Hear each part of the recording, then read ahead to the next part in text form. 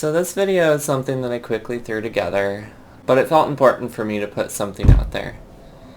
So, as some, if not all of you know, today marks the 3-year anniversary of the shooting that happened at Pulse in Orlando, Florida.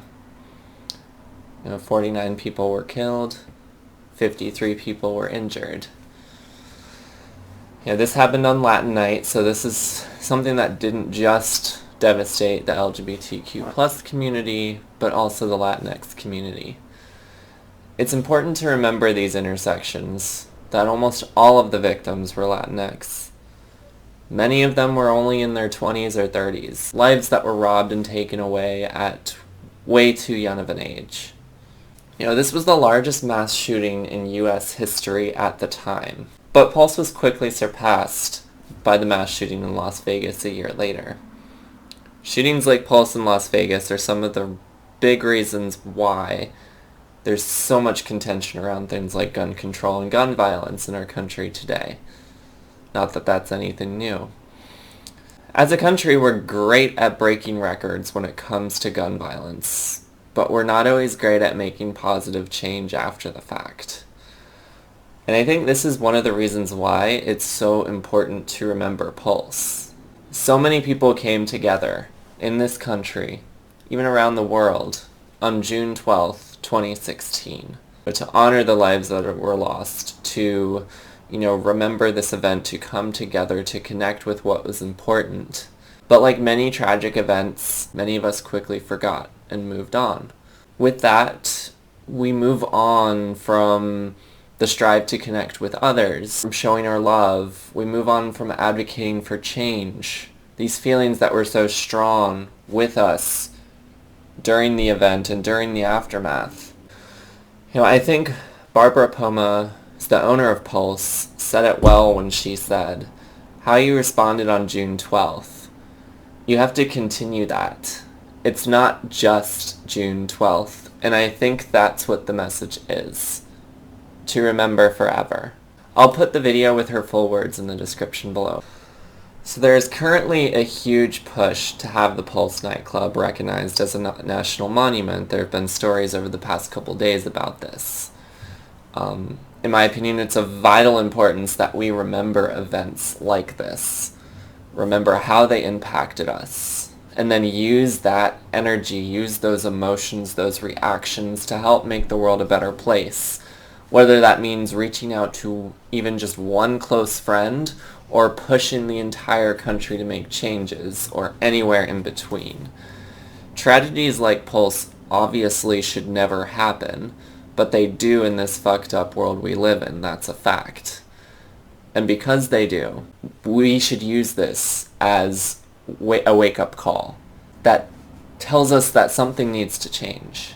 But we can't make that change, at least we can't make it last, unless we continue to remember, to continue to learn from our history.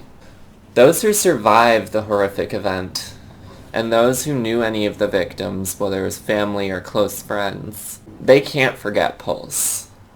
At the very least, we should remember in order to honor those who lost their lives and for those who survived. The PTSD and survivor's guilt and just all of the physical and emotional trauma that these people experienced, they still face that today, and it's so terribly devastating. One minute you're out dancing with friends or having drinks at the bar, and the next minute you hear gunshots. Therefore, I thought it was important to include the words of one of the survivors, the words of Patience Carter.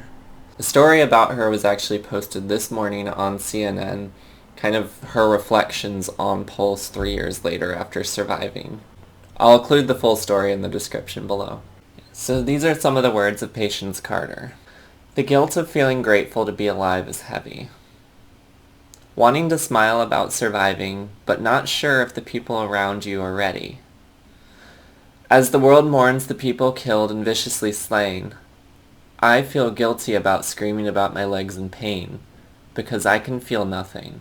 She wrote these words while in the hospital after the shooting, but this pain is still very real today. To undergo such a traumatic experience and then on top of that feel guilty about surviving, It's just unreal that somebody should ever have to experience that. So take some time. Remember Pulse. Remember where you were when it happened. Remember the emotions and reactions that you had.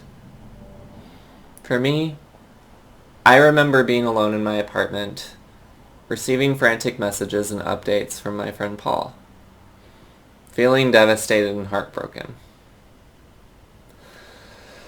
Reaching out to my friends in the community, attending a vigil that our city hall held, and being surrounded by friends and community members, but largely just feeling completely empty. I remember thinking about Pulse and remembering that Pulse was my first experience at a queer club. One of the places that I first felt at home, even though I was many years away from coming out. I remember mourning those who lost their lives, and mourning for their families and friends that survived. I remember mourning because of how devastating this event was, and still is, for so many communities. Remember and continue to use that to connect with those who are really important to you, especially those in the Latinx community and those in the LGBTQ plus community. Show that you understand why it's important to remember. Show that you understand why it's important that we must continue to fight for change. Thank you for watching. I love you all.